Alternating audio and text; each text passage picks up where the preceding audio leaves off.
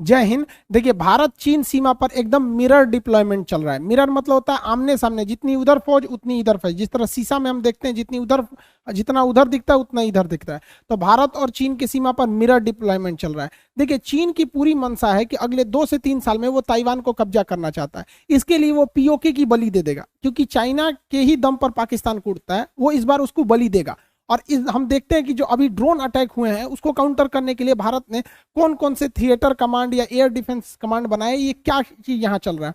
देखिए, चाइना कई हद तक वो चाहता है चाइना कि वो अपने पूर्वी साइड में ताइवान पर कब्जा कर ले, लेकिन इधर भारत को वो कंट्रोल करने के लिए, काउंटर करने के लिए लगातार सेना बढ़ा रहा है। लेकिन चाइना के साथ एक समस्या क्या है कि उसकी फौज उतनी हाई एल्टीट्यूड पे एक्यूमिडाइज नहीं कर पा रही है, और भारत की सेना इस हद तक इसमें सक्षम है। तो चाइना इसके लिए कई तरह की रणनीति चल रहा है। चाइना का चाल ये है कि वो ताइवान को कब्जा करना चाहता है इस साइड में, लेकिन उससे ये दूरी इतनी खतरनाक है और इतना पर्वत एरिया है, क्योंकि चाइना को पता है कि अगर वो इस एरिया में काउंटर करेगा तो ऐसा नहीं है कि ताइवान अकेला रह जाएगा। ताइवान को बचाने के लिए नाटो सेना, अमेरिका, यूरोप जरूर आएंगे यहाँ पर। तो उसके लिए जरूरी है चाइना को कि वो दूर से आएंगे तो भारत यहाँ न्यूट्रल पड़ा रहा है, इसलिए भारत को इधर चौतरफा घेरता है। चाइना जो है ये जिबूती में उसकी जीडीपी से ज्यादा कर्जा देके उसे डेप ट्रैप में फंसा लिया है, और वहां अपनी आर्मी का बेस बना लिया। भारत का अभी किसी भी दूसरे देश में ऑपरेशनल एयर बेस नहीं बन पाया है अभी तक। तो जिबूती में तो कई देशों का है, अमेरिका, जापान, फ्रांस, कई देश का है। अब यहाँ तंजानिया उसका नया शिकार बन गया है। तंजानिया में वो बहुत बड़ा मिलिट्री बेस बनाना चाह रहा है यहाँ पर। इस तंजानिया को काउंटर करने के लिए हमारे पास यहाँ एजम्पशन आइलैंड था, बट वहाँ की सेशल्स गवर्नमेंट ने एजम्पशन आइलैंड को मना कर दिया। लेकिन एजम्पशन आइलैंड पर मिलना बहुत मुश्किल है, हम लोग को वहाँ पर नेवल बेस नहीं मिल पाएगा। तो एजम्पशन आइलैंड के बगल में यहाँ पर सेशल्स है, मॉरिशस एक देश है, तो मॉरिशस का भारत के साथ बहुत अच्छा संबंध है। मॉरिशस अपना द्वीप हमें दे सकता है नेवी के लिए। रीजन क्या है, देखिए, मॉरिशस ने अपना एक रियूनियन द्वीप ऑलरेडी फ्रांस को दे रखा है, तो यहाँ फ्रांस है और यहाँ पर डिगो गार्सिया है। इस डिगो गार्सिया पर अमेरिका, यूएस है और ब्रिटेन है यहाँ पर। तो अगर यहाँ हमारी नेवी आ जाती है यहाँ पर मॉरिशस द्वीप पर, तो मॉरिशस के पास आ जाती है, तो हमारा फ्रांस से भी समझौता है, अमेरिका से भी समझौता है, तो हम यहाँ पर अकेले इस एरिया को काउंटर कर सकते हैं। लेकिन चाइना तंजानिया में बहुत हैवी इन्वेस्टमेंट कर रहा है, वहां पर उसने पूरी तरह से सी पोर्ट वगैरह डेवलपमेंट करने का इरादा कर रहा है। ये केवल और केवल चाइना की चाल है कि जब इधर चलेगा तो वो भारत अपनी पूरी नेवी को इधर ना भेज सके, क्योंकि यहाँ पे अगर चाइना रहेगा तो हम लोग इधर नहीं भेज सकते अपनी नेवी को। इस एरिया में चाइना अफ्रीका के साइड में तो डिस्टर्बेंस कर ही दिया, साथ में हम लोग यहाँ से पूरी नेवी को इधर नहीं भेज सकते, क्योंकि यहाँ पाकिस्तान भी है, वो चाइना के इशारे पर ही यहाँ डिस्टर्बेंस चालू करेगा जब चाइना इधर ताइवान पर अटैक करेगा। तो अभी चाइना क्या है, श्रीलंका को पूरी तरह अपनी जाल में फंसा दिया है। श्रीलंका के कोलंबो एयरपोर्ट को बनाने के लिए चाइना ने इतना पैसा दिया कि ये लोग कर्जा नहीं चुका पा रहे हैं, और अब ये श्रीलंका एयरपोर्ट, ये यहाँ का कोलंबो पोर्ट चाइना जो है 99 साल के लिए लीज पे ले लिया है। अब बताइए, ये महिंद्रा राजपक्ष जी ये इनको फीता कटवा रहे थे, इस ससुरा उसका खतना काट दिया है यहाँ पे। अब क्या करोगे भैया, चाइना पे भरोसा करोगे तो यही होगा। अभी चाइना ना क्या कर रहा है, श्रीलंका में एक शहर बनाने जा रहा है, उसके नीचे जो मिनी चाइना होगा, वहां चाइना का संविधान लागू होगा, चाइना के लोग वहां रहेंगे, वहां दूसरा कोई नहीं आ सकता है, चाइना की कंपनी रहेगी, वहां चाइना की मुद्रा चलेगी, चाइना का सिम कार्ड चलेगा, पासपोर्ट चलेगा, वीजा चलेगा, स्कूल चलेगा, सब। वो एक मिनी चाइना है यहाँ पर। अब हमारे लिए सरदर्द है कि हमारे नीचे यहाँ बैठ जाएगा चाइना यहाँ पर, और चाइना, श्रीलंका खुद चाइना से परेशान है। वहां चाइना के वर्कर ना वर्दी पहन के घूम रहा है सब फौज की तरह, और वहां के लोग को एक दो हाथ लगा दे रहा है सब। अब वहां श्रीलंका के लोगों को समझ में आ रहा है चाइना जो है ना वो भारत को घेरना चाहता है, वो बस हर हाल में चाहता है कि ताइवान को कब्जा कर लेना। इसलिए अगर आप ध्यान से देखेंगे तो वो जिबूती में फंसा रहा है, तंजानिया में फंसा रहा है, यहाँ फंसा रहा है, ग्वादर पोर्ट पे फंसा रहा है, मतलब आप इधर ही उलझे रहिए। साथ ही वो अपनी सेना का डिप्लॉयमेंट इधर कर रहा है तिब्बत के एरिया में, लेकिन उसकी फौज तिब्बत में हाँफने लगती है, कोरोना की तरह बहुत ऊंचा है रे ससुरा, ठंडा मार देगा हमको। चाइना की फौज यहाँ 15 दिन भी नहीं टिक पाती है, और हमारे यहाँ सियाचिन युद्ध, कारगिल युद्ध पहाड़ों पर जीत लिया गया, तो हम लोग से लड़ना चाइना को नेचुरली थोड़ा सा दिक्कत। देखिए, हमारी आर्मी स्ट्रांग है, हमारे पास मोटिवेशन है, एक से एक योद्धा है, बट नो डाउट चाइना के पास लॉजिस्टिक सप्लाई यानी उसकी ट्रेन नेटवर्क, और उसके पास हथियार एमुनेशन तगड़े हैं, यानी उसकी टेक्नोलॉजी और लॉजिस्टिक हमसे तगड़ा है। तो चाइना यहाँ पर उसकी फौज ही नहीं टिक पा रही है, इसलिए चाइना क्या कर रहा है, तिब्बत के लोगों को यहाँ से ही भर्ती कर रहा है सेना नाम में। अब तिब्बत को खुद ही कब्जा कर रखा है, तिब्बत के लोगों को भर्ती कर रहा है। तो इसमें भारत के पास एक प्लस पॉइंट क्या है कि वो तिब्बत के लोगों को भड़का सकता है कि भाई जो तिब्बती फौज चाइना में गए हैं, तो मोदी जी आराम से दलाई लामा से कह सकते हैं कि तिब्बत हमारा कब्जा किया जमीन है, कोई भी तिब्बती फौजी न लड़े। और अभी से नहीं, ये पहले से सीक्रेट रहना चाहिए। जब लड़ाई का माहौल हो तो एक बार दलाई लामा अगर कह देंगे ना तो धार्मिक मामला हो जाता है, तुरंत मान लेते हैं लोग एक बात को, किसी भी बात को। धार्मिक चीज में ना वो सही गलत नहीं दिखता है, सीधे हमरा धर्म गुरु बोला सही है यहाँ पर। तो दलाई लामा एक बार बोल देंगे कि जो भी तिब्बती फौजी है चाइना की ओर से न लड़े। तो यहाँ पे देखिए तिब्बत के लोग स्वतंत्रता के लिए बहुत बहुत आंदोलन भी करते हैं, ये लोग बहुत जुल्म करते हैं तिब्बत के ऊपर, ये ससुरा तिब्बतियों के ऊपर, वीगर मुसलमानों के ऊपर, लेकिन इनके खिलाफ कोई बोलता नहीं क्योंकि इनके पास पैसा, टेक्नोलॉजी सब कुछ है। तो यहाँ हमारे लिए दलाई लामा काम आ सकते हैं क्योंकि इनका शरण स्थल भारत में है। आप बताएंगे दलाई लामा हिमाचल प्रदेश में कहाँ इनका शरण स्थल है, कहाँ इनका मतलब आश्रम है। चाइना जब हांगकांग को पूरी तरह से दबा दिया तो ही चाइना का मन बढ़ने लगा। हांगकांग का एप्पल्स डेली अखबार को इतना टॉर्चर किया कि उस अखबार के मालिक को जेल कर दिया गया, वो न्यूज़पेपर बंद हो गया, चाइना के खिलाफ लिखता था। सोचिए चाइना अपने खिलाफ कुछ भी नहीं सुन सकता है। अब उसकी नज़र पूरी तरह से ताइवान पे है। अब ताइवान के लोगों, ताइवान के मिनिस्टर वगैरह भी कह चुके हैं कि बहुत जल्द हो सकता है चाइना हमारे पर अटैक करे। हालांकि यूएस नेवी हमेशा इस एरिया में डिप्लॉय रहती है, तो ये, लेकिन देखिए चाइना अगर इस साइड में इन्वॉल्व होगा तो यूएस भी डायरेक्ट चाइना से नहीं उलझने वाला है। तो इस साइड में हम लोग को क्या फायदा होगा, ध्यान से समझिए। रियलिटी ये है कि अभी के वक्त में, एट टाइम प्रेजेंट में, चाइना हमसे पैसा, लॉजिस्टिक, टेक्नोलॉजी, हथियार, संख्या, हर चीज में ज्यादा है। हमारे पास राफेल जैसे जहाज भी खरीद के आते हैं। ड्रोन दुनिया में सबसे ज्यादा चाइना बनाता है, हमारे पास शादी ब्याह वाले भी ड्रोन नहीं है। तो अभी के वक्त में चाइना से उलझना समझदारी नहीं है। देखिए वक्त आने पर आप हाथी को भी गिरा सकते हैं, लेकिन उसका वेट कीजिए। लेकिन जब चाइना ये सोचेगा कि उसको ताइवान पर कब्जा करना है तो उसकी ज्यादातर फौज इस साइड में इन्वॉल्व रहेगी, क्योंकि इधर नाटो सेना आ जाएगी, अमेरिका आ जाएगी, ये वगैरह आ जाएंगे। यही सबसे बेस्ट मौका रहेगा भारत को कि इस साइड से पीओके कब्जा कर ले, क्योंकि चाइना दो फ्रंट पर नहीं लड़ सकता है, कंफर्म है। चाइना के लिए फर्स्ट प्रायोरिटी रहेगी ताइवान को कब्जा करना। इसी वक्त अगर हम पीओके पर हमला करके ये लेते हैं तो उस वक्त चाइना पाकिस्तान को मरते छोड़ देगा, ये गारंटी। इसलिए उसने उसको डुप्लीकेट हथियार भी दे रखे हैं और सीधे कह देगा हम क्या कर सकते हैं यहाँ पर। और अगर एक बार में पीओके आ गया तो भैया ये सीपीईसी जो सड़क है, ये चाइना से कनेक्टिविटी टूट गया, ससुरे ग्वादर बंदरगाह तुम्हारा काम खत्म। अब तुमको ग्वादर बंदरगाह के लिए घूम के आना पड़ेगा। यहाँ हमारा अंडमान निकोबार है, तुम्हारा खूब अच्छा से परछावन किया जाएगा, थूर थार के मुंह हाथ। यहाँ से भारत इसके लिए तैयारी भी कर रहा है। भारत ने क्या किया है, अपने साइड यहाँ पर कर्नाटक के कारवार में बहुत बड़ा नेवल बेस बना रहा है, एशिया का सबसे बड़ा नेवल बेस, और एक विशाखापट्टनम में इधर में। अब इन दोनों की खासियत समझिए। पहले नेवल बेस कारवार का समझते हैं, फिर विशाखापट्टनम का समझते हैं। देखिए कारवार में ऑपरेशन सी बर्ड, जो प्रोजेक्ट सी बर्ड है, प्रोजेक्ट सी बर्ड के तहत वहां सबसे बड़ा नेवल बेस बनाया जा रहा है। वहां नौसेना की जहाजें आएंगी, लंगर डालेंगी,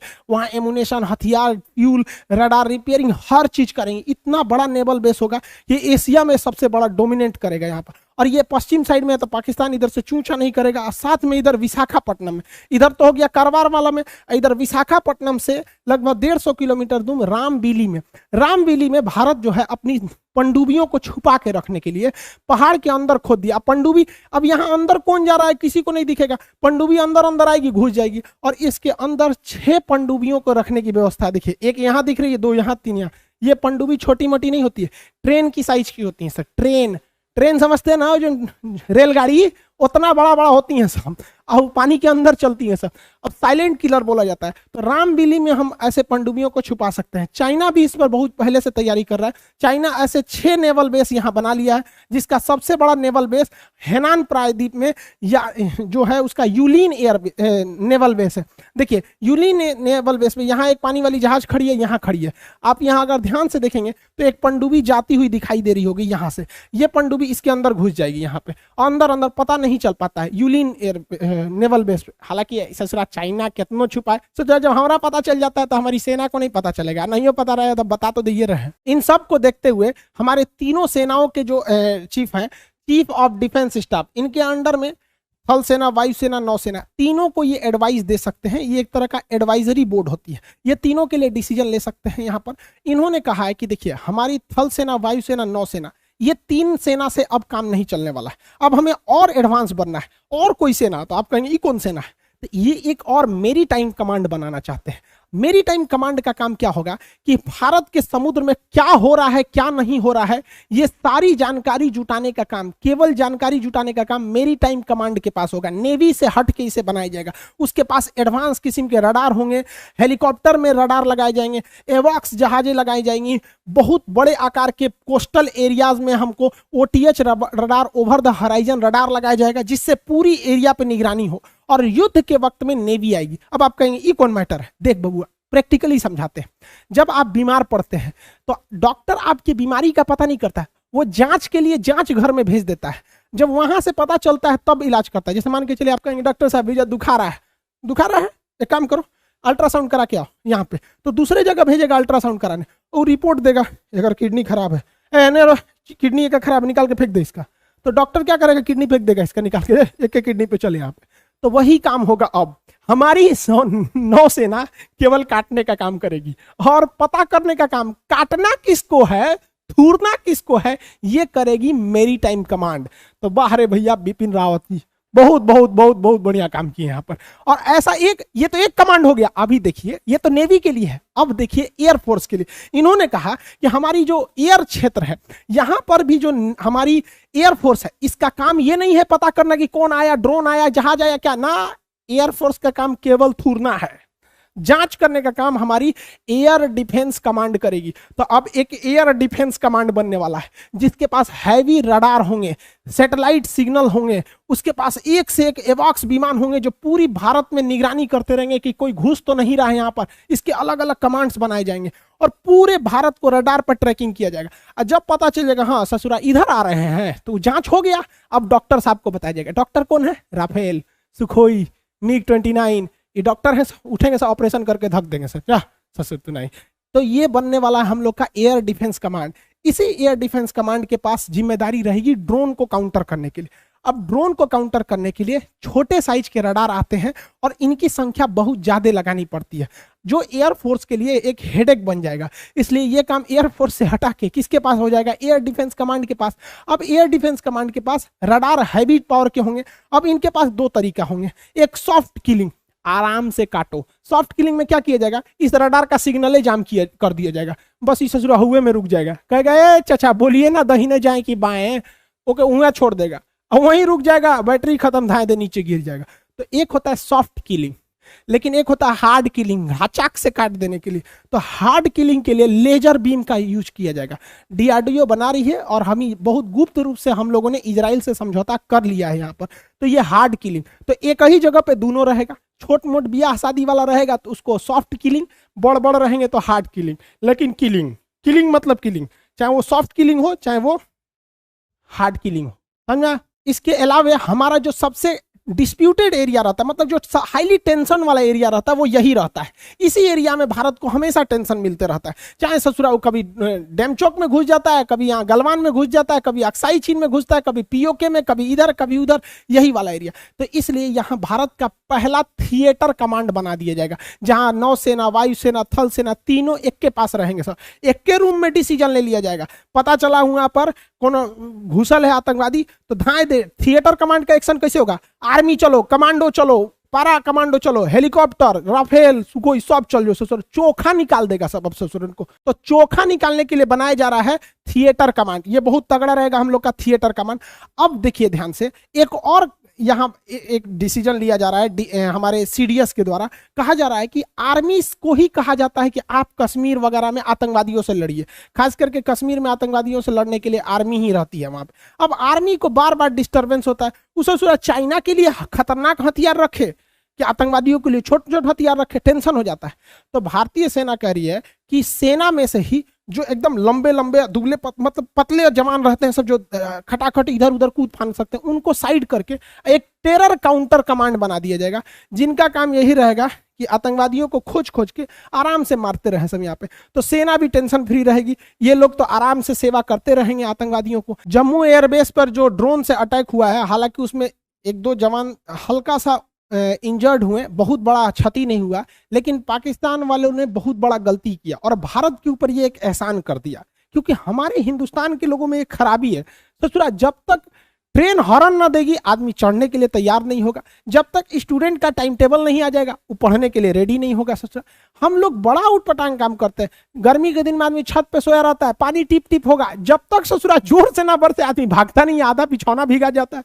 वैसे ही हम लोग हिंदुस्तान में भी हो, जब तक कोनो कांड ना हो जाए हम लोग तैयारे नहीं होते हैं। और पाकिस्तान वालों ने एगो छोटा सा चिटपुटिया वाला बम फोड़ के जम्मू एयरबेस पर कांड कर दिया। अब इस कांड से उनके ऊपर महाकांड होगा। रीजन क्या है कि हम लोग अब थर्ड एयर स्ट्राइक करेंगे, अब चाहे यह सर्जिकल स्ट्राइक हो या एयर स्ट्राइक हो। लेकिन हमें जहां तक लगता है कि अक्टूबर के महीने से ये नेवी का स्ट्राइक होगा। आप लॉजिक सोचिए, पहले थल सेना मारी सर्जिकल स्ट्राइक, उसके बाद अभिनंदन जी मारे एयर स्ट्राइक, का नेवी सबका हाथ ना खजुआता होगा। अब कराची स्ट्राइक होगा, पता नहीं उधरों कोई बम बम फोड़ दे सब वहां पर। तो ये 15 अगस्त के बाद ऐसी संभावना है। ये बिपिन रावत साहब ने भी कह दिया कि वक्त आने पर इसका जवाब दिया जाएगा। अब चूंकि 15 अगस्त से पहले पाकिस्तान में उसका 14 अगस्त को उसका जन्म दिवस है। पाकिस्तान की आज़ादी दिवस नहीं है, पाकिस्तान का 14 अगस्त को जन्म हुआ था, तो जन्मदिन मनाता है। हम लोग तो आज़ादी मनाते हैं, तो वो जन्मदिन मनाता है, तो उस समय थोड़ी सी सिक्योरिटी रहती है। उसके बाद हम लोग उसको धोएंगे लोग। अब पाकिस्तान डरा हुआ है थर्ड स्ट्राइक की वजह से, तो ये रडार और एंटी डिफेंस मिसाइल खरीदा था, एंटी एयरक्राफ्ट, ये मिसाइल हुआ धुआं हो गया। जिस तरह तिरंगा मूवी में नहीं गैंडा स्वामी की मिसाइलें फू फू करके धुआं हो गए, इसमें मालवेयर आ गया है। ये ऐसा खतरनाक है, बटन दबा रहा है तो जो है जी का करके जो है जी उसका मिसाइल रह जा रहा है। कौन दिया है? चाइना दिया है। यहाँ पे देख भैया, इमरान चचा तुमको समझा रहे हैं कि ये खुद चाहता है कि तुम लूटे रहो, क्योंकि तुम्हारी हालत जब जब खराब रहेगी तुम इनके पास भीख मांगते रहोगे। रीजन क्या है कि भैया ये चाहता है, इसके लिए पीओके मायने नहीं रखता, इसके लिए ताइवान मायने रखता है। तुम बबुआ ताइवान लो, हम इससे पीओके ले लेंगे। यहाँ पर समझ में आ रहा है कि नहीं आ रहा है? आई होप आप समझ गए होंगे कि जब चाइना इस ताइवान पर हमला करेगा तो हम लोग के लिए सबसे बेस्ट मौका रहेगा कौन से चीज को? पीओके को लाने के लिए। आगे कब third air strike surgical strike कब होता है, जब होगा तब हम लोग समझ जाएंगे। मिलेंगे नेक्स्ट क्लास में। जय हिंद।